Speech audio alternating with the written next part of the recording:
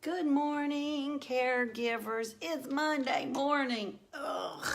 Was it hard for you to get up this morning? Let me tell you, I slept all the way till 6 o'clock this morning. I only got up one time to pee. Now, I know that's a little bit TMI, but it kind of goes along with today's story and how I am feeling better. Oh, well, today's episode is brought to you by my company, Senior Life Journeys. We are a faith-based, not-for-profit. Senior Life Journeys brings you Let's Talk Dementia in all its various forms, and I am thankful to my board of directors that supports me as we go about this work. We're a faith-based, not-for-profit, so if you've got donations you want to make, go over to letstalkdementia.org and help us keep this going. Hi, Billy Wheat. Thanks for joining us. I met Billy in Gastonia, and I picked on him so big when I was doing a presentation at a community there, but he was a good sport. Billy, thank you for that. Well, I left you on Thursday, and P.S. I got a text from somebody that said you forgot to do Facebook today. That was on Friday morning. Well, I told that person you didn't pay attention Monday, Tuesday, or Tuesday, Wednesday, and Thursday, because I didn't start this till Tuesday, because we don't broadcast on Friday mornings. Girls got to sleep late someday, so we're not with you on Friday mornings. Hi, Kim. But I did leave you on Thursday telling you about how we had worked through all the stuff going on with Mama in skilled nursing, and now we were moving her to a group home that I was so excited about. I am still excited about it, and that's why I'm sleeping better. So I'm not going to tell you the name of this group home. One of the few things that we do to actually bring money into the company short of your kind donations is if we help your loved one move to a group home or an assisted living or memory care that we endorse, then that community pays us a referral fee. So I want you to call me so I can help you with that. We don't charge you anything, so why the heck would you not call me? I don't know. You just call me. I will help you, and I'll help you work through all the paperwork and all that junk. Won't charge you a dime. So anyway, got Mama, made the decision that it was time for Mama to move, sure enough, to this group home. And so Mama moved on the 28th or 27th of December. We would tell folks that, really what you want to do is go ahead of your loved one and set their room up so that when they get there, they walk into a room that already looks like them. That is the ideal way to do this. If they've always had that certain picture hanging above the sofa or above their bed, well, then do that in their new home. We could not do that with Mama this time for various reasons, so Mama just went with us. We took Mama in and we walked around with her a little bit and put her in her Lazy Boy. Now, Mama used to sell Lazy Boys. She owned a Lazy Boy showcase shop in Fayetteville, North Carolina. Then she sold Lazy Boys for the store here in Pineville. I think I just did a free commercial for them, didn't I? I should think about that. I'll call them. But anyway, so Lazy Boys are important in my Mama's world. Honey, this chair she had her little hiney in was not a Lazy Boy, but I didn't mind telling her it was. Got her, sat down there, and she told her, I said, Mama, you've gotten so much better. You've done so well lately that now you can come back to your home. All of a sudden, my mama had a $550,000 home. Isn't life good? Well, she said, who owns this? I said, Mama, it's your home. And she said, okay, I'm sleepy. I said, well, here, let me get you a blanket and you lay here and cover up. Mama went sound asleep, folks, sacked right out.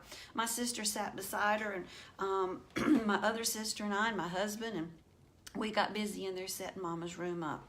Well, that was pretty much the extent of what it took to get Mama adjusted to her new home. It has been incredible. Now, why is it so good for Mama? Is it because of the way the living room looks or her bedroom looks? Not really, except that the living room is a living room. It's a house in a neighborhood. So it's smaller, it's more compact. There's furniture sitting around. It doesn't look like a big room that we're trying to make it look like a living room. It is a living room.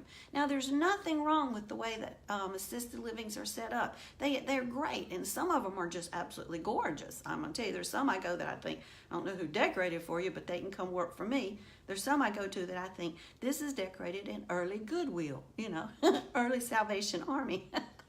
I should not pick on that because I do like to buy secondhand.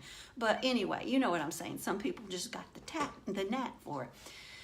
Anyway, Mama's sitting there and she's comfortable, and why is it such a good place for her? That's where I was going. I get all off track here.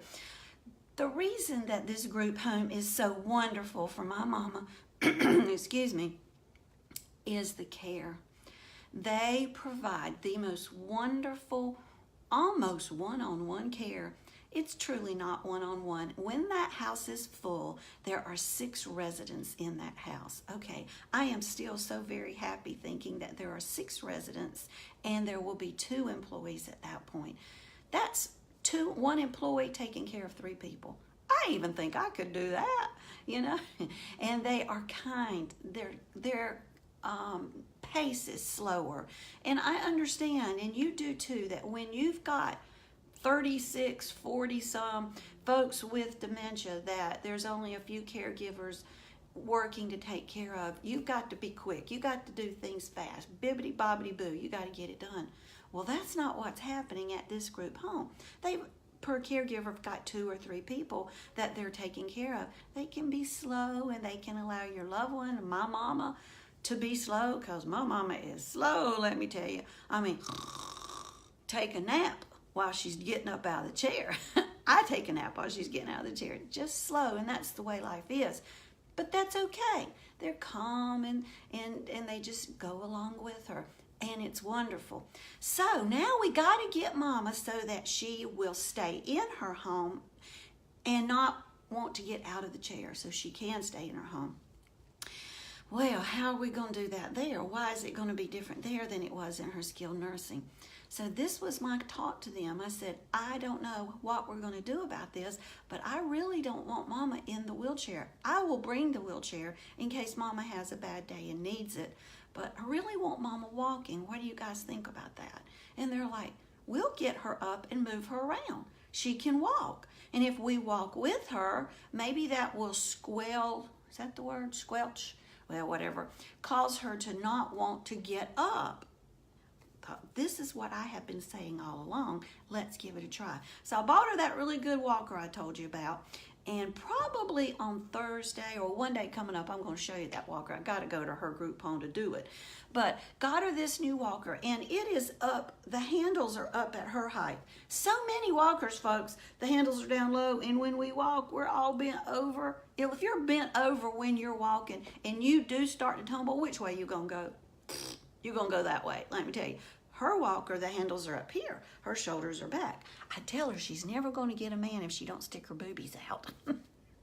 I tell you, I'm as bad as she is at saying stuff. But anyway, Mama, stick your boobies out. Because, folks, if you're sticking your boobies out, your shoulders are back. If your shoulders are back, your spine is straighter. If your spine is straighter and you start to fall, you've got more of a distance to go, and you can catch yourself, right? It just makes sense. So they work with Mama. They get Mama up 3 or 4 times a day to walk.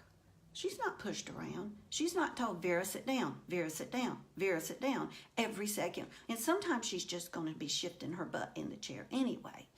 They put an alarm on her chair. Hi, Mary. They put an alarm on her chair in her recliner so that if they're not in the room and Mama starts to get up, it goes off. It's a rather annoying sound, and that is the point, and they know that Vera's getting up. Let's go see. We bought an alarm for her bed so that if in the middle of the night Mama were to get up, they would know. They could go check. My Mama sleeps like a mummy. I swear she doesn't move. She's just still. Her bed, they say her sheets don't even look like she's been in it. So I don't even know that she needs one on her bed. But these are the kinds of things you can do in a group home that we could not do in the skilled nursing where my mom was. That does vary by state on what can go on in a community, and it varies by community. Hi, Janice. So you have to be aware of that. Mama is just, I don't know, I say thriving. Thriving, not that she's getting better. Mama's not going to get better. Although, isn't this funny? Her long-term care company sends a form that we have to complete. It's about every other year to prove she still has Alzheimer's. Isn't that hilarious? Dang, how I wish she didn't have it. I wish she could fail that test. But we have to prove the woman still has Alzheimer's. Just got the form completed. So Mama's not thriving in that Alzheimer's is going away. It's not. But I see a sparkle in Mama's eyes. I see just a glow on her face, and she's smiling more. Oh, how wonderful that is. Now, I'm going to tell you something else that they're doing that is important for me as the family member, for how I feel about my visits with Mama. My mama always looked her best. When my mama went to work, she had her makeup on. My mama wears 3 rings on this hand and 3 rings on that hand and a watch and a couple bracelets and earrings and a necklace. She sold jewelry after she sold Lazy Boys. She always looked good. High heel shoes. She went to aerobics class one time. She was supposed to meet me and had on high heel boots because she forgot she was supposed to do it. And that little woman did dang aerobics with high heel boots on. Makes me think of a girl named Misty. I know who can do that. But anyway, Mama would always look good, and that's the vision of Mama that Carol has. Well, I could not ever in assisted living or in skilled nursing get that to happen consistently. So I would find myself going and putting makeup on Mama and putting all the frou-frou on her. They do that for her. She looks like Mama. Her shirt and her pants, they match. Now, that is... in the past, that has been important to Mama because Mama would see herself in the mirror and she would comment about how she looked. Mama doesn't see herself in the mirror so much right now. She really doesn't. Her vision is being affected drastically, so seeing herself, she doesn't do so much. But it does affect how family members feel when they go to visit. It does affect because now Mama looks like Mama. That makes me feel better, and then I react to Mama better. They've been kind about that. I'm telling you, this group home idea I'm really liking. Now, it's not for everybody. It really is not. I've got a couple people that I've talked to in the last few days about it, and I thought at first it would be good for them. It is not. If you're looking for tons and tons of activities and your loved one's up and about and they're just active and they need to be involved and they need to have this activity and that one and da-da-da, that's not a group home. It's just not the way that works. But Mama, for her, it's wonderful. So I'm very excited about that. So I got to tell you what she said yesterday. Y'all know it's going to have a word in it. So if you don't want to hear the word, just go ahead and cut me off. But I'm just going to tell you, if I tell you about Mama, it's going to have a word in it. And it ain't the word that it's not the gospel kind of word.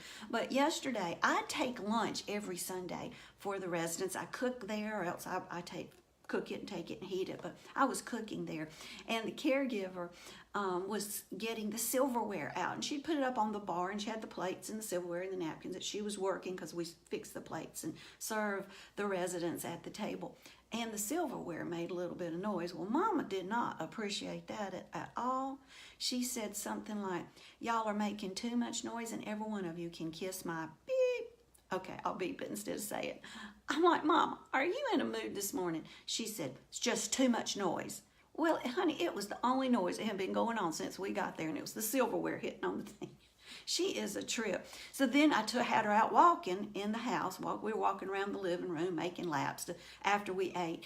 And I said, "Let's not go in the kitchen." She said, "Why?" I said, "If we go in the kitchen, they might want us to wash dishes." She said, "They can kiss our beep."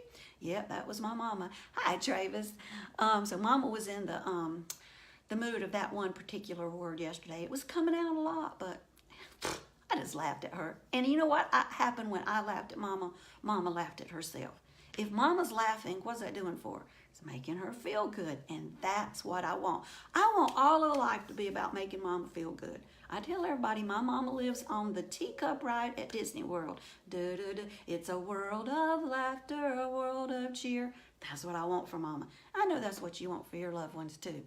Well, thank you for joining me today. Tomorrow, it's going to be a little bit different.